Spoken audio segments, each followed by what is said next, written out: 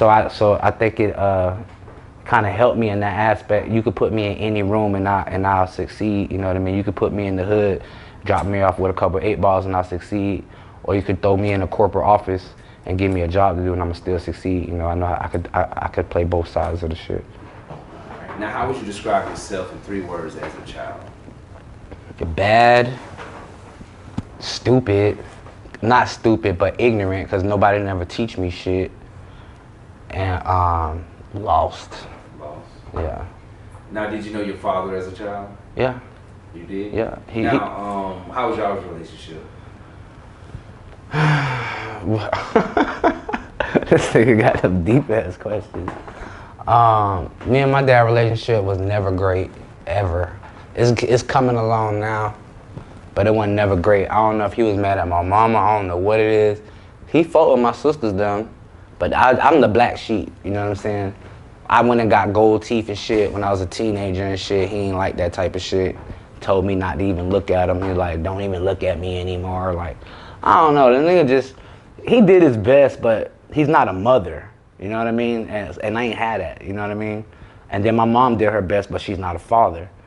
So it was always like one or the other, and both of them was kind of like half-assed at it. I don't blame him, you know what I mean? I'm his first jit, so that was his first time having a jit, you know what I mean? So probably like his first experience. I got kids of my own, so I do shit completely opposite of how they do it. But if I can go back in time and give him some advice, I would, but I can't.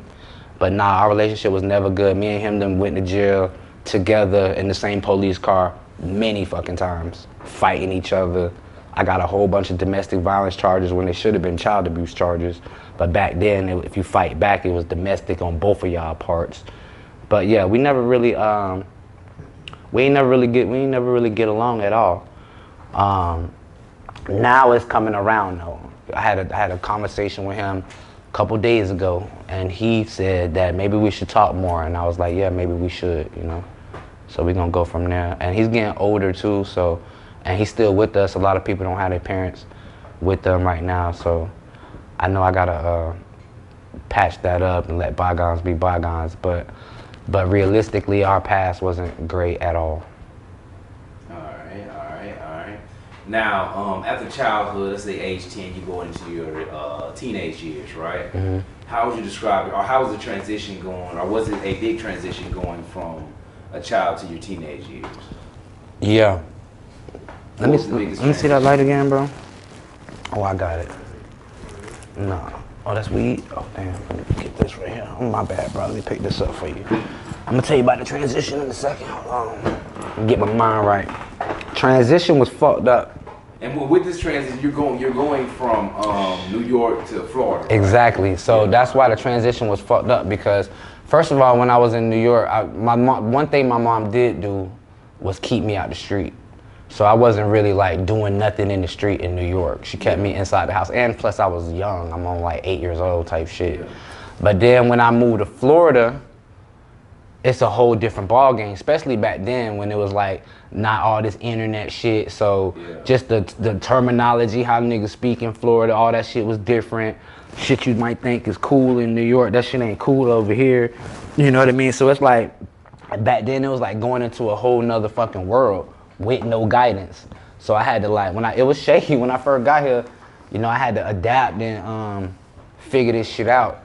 But it wasn't really until I came off the porch when I was in Tanzania and I started learning shit. And then, you know, I had friends and brothers and shit that, when I say brothers, I mean like my Tanzania brothers, because I don't got no real brothers, you know what I mean? But I still consider them my brothers, and they kind of like put me onto the game and got me right. And I had to just do it on my own, bro. I had to just figure this shit out, you know what I mean? But I ain't really had like no big brother. I don't have no older siblings, and I ain't really had no parents. One thing, I gave my mom some credit on one thing, so I'm gonna give my dad credit on one thing. One thing he did to show me was how to work. You know what I mean? Because he made me get a job when I was 16. I really had a job when I was 15. I had to just wait till I was 16 to start working at Universal Studios. And ever since then, like having a check come in all the time, I ain't never really want to be without that check. So that's one thing that I would say that he did instill in me, was to fucking work and not be a fucking lazy bum. You know what I'm talking about? Yeah. Definitely got you. Definitely got you. So, what was you into in your teenage years? Like up to age 15, what was your interest? Up to age 15, just escaping. I used to fucking skip school and go downtown Church Street. Yeah. And just be down there. I used to hang with the runaways and shit like that, cause I was a fucking runaway. Yeah. You know what I mean? So I used to actually be with the runaways and shit. I would go downtown, not want to go home. I would sleep down there. My first time going to a group home, I would sleep at Lake Eola. I was about 12, and I couldn't go home because my dad already told me don't come back to this fucking house. All right. Let me ask you this: what made your father say don't come back to your house? Me being bad, and then but still though, like in hindsight, like I'm 12, so you don't kick a 12-year-old out. Yeah, that's what I was wondering. Like, what could you have done? Nah, nothing too bad, but I might have been bad in school or whatever the fuck. I ain't washed the fucking dishes or some stupid ass shit. And now, his main thing was I came home too late. Because like you gotta be home at a certain time. Yeah. But if I miss that time, that nigga not opening that door, bro. Yeah. And I'm 12 years old. And when I was 12, I probably looked like I was about 9 or 10. Yeah. You know what I mean? So I'm a little ass kid. And so anyway, I was at Lake Eola. I used to be on the bench like this. Like I'm not laying on the bench, you know what I mean? I just be on that bench like I'm just, just resting. 12 years old. 12, yeah. I used to be resting like this. And so one day, this black couple, I always wish I could see them again, but this black couple came, they woke me up. I don't know what time it was, in the middle of the night, I'm at Lake Eola. They woke me up, they're like, yo, what are you doing out here? Where your parents at? And I was like, oh no, cause I got street game now by this time, you know what I mean? So I'm like, oh no, my parents, they walking. They just told me to sit right here, they coming right back, you know what I mean? Like, oh okay, we're just checking on you. Fell back asleep. I remember them waking me up again, like, where your parents at? I'm like, they coming, you know what I mean? Chill, da da da. Fell back asleep. Next thing you know, it was Troll waking me up with the lady. So the lady and her husband, or whatever, was a couple. So they took me. They was like, where you live at? Gave my address. Took me to my dad's house. They was like, your kid would sleep out here in Lake Eola. He was just on something. I don't want him. Yeah. He can't come in here. Take him wherever. All right, so let me ask you this. At that moment when they brought you to your dad's house, and he said that, how did that make you feel? What was the feeling that came over you at that moment? To be honest with you, I don't want to lie. I ain't really had no feeling at that time because I was so fucking tired. Yeah. I remember just being I'm 12, bro. Yeah. You know what I mean? I remember just being like some of it I can't even remember. Like I remember when they was waking me up. Then I remember like waking up again and I'm in the police car. And then I'm just keep going to sleep. Then I'm waking up again. They knocking on my daddy's door. He's saying he can't come in here. Da da da da. So that's when they took me to my first program. I went to Great Oaks Village on Michigan next to Juvenile. And I was there, that first time I was there for about a year. So I was there for about a year and then I finally went back home. But yeah, that type of shit. So you go back home and what? Well, let me ask you this. Right. Was that like a youth facility or something? Yeah, it's a youth facility. It's a group home. It's a runaway shelter, and it's also foster care. So it's also for like non-secure detention. So people be there for all different reasons. Like if you did something bad but not bad enough to go to juvenile, they'll put you in there. Or if both of your parents done went to jail, they'll put you in there. Or if you ran away from home, shit like that, they'll put you in there. So at that time, I was in there on runaway status because they considered me a runaway because I was asleep at fucking Lake Eola. But I don't see how I ran away when they took me back to my house and said, you know what I mean? Here go your son. He said I can't come in. So how the fuck I'm running away? But yeah, I did that.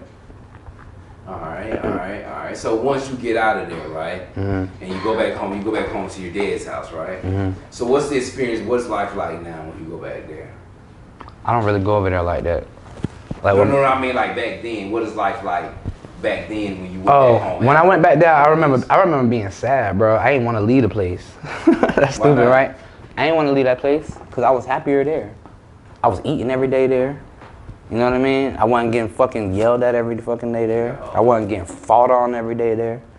You know what I mean? So I hate to be putting my business on it like that, but I'm just being real. Like I had made friends there. Some of them that I still know to this day. that I met back later on in life and put me down on some shit. You know what I mean? Like, oh yeah, I remember you. Da da da. You know what I mean? We grown now, and you know what I mean. So some of them are genuine motherfucking friends. Also, outside of the Lake Eola thing, you know that it got a sunrail there right now, but it used to be like a little train, them old school trains. I used to sleep on that train. I used to sleep on that train all the time because this one downtown used to be more like when they had the Church Street station and all that extra shit. That train was right there, so that train be unlocked. You could walk, you can go inside the train because it's like a museum type of train, but it could lock from the inside. Yeah. So I used to wait till about 2, 3 in the morning, just walking around doing bullshit, and I would take my ass on that motherfucking train, lock the door, and I'd be in that bitch sleep, bro. I used to sleep in that bitch all the time. Yeah. The downtown train. The downtown train, yeah. People don't even much know that you could do that. But yeah, the door used to be unlocked from the outside, so you can go in and you could like dusty and people used to clean this. It's nighttime, so I don't really know. And plus, I can't really remember if it was clean or dirty, but I know I could sleep on that bitch. Yeah, I would think it'd be like spider webs type. Nah, I don't remember it being like that. Cause they probably did come and clean it, cause it was like a antique train that they trying to use as like a trophy. You know what I mean? So I think they kept it clean. They ain't let it get dirty and shit like that. And I used to hurry up and just leave before it get too early in the morning, cause back then it wasn't nothing but a quarter to get on the bus. So as long as I had, it's right there. The bus station used to be right there too, right next to Church Street Station. So as long as I had a quarter, I can go anywhere in the city. You ever got caught on the train? Never got caught on the train. Nah, I ain't never got caught on that train, but I did get caught at Lake Eola, and that's what sent me to my first program. Yeah. So all right. So after you go home with your parents, what do you start getting into now? Trouble. I started smoking weed, and then like the first thing was like, okay, so where I was staying at in Tangelo, right? It was like right on the main road.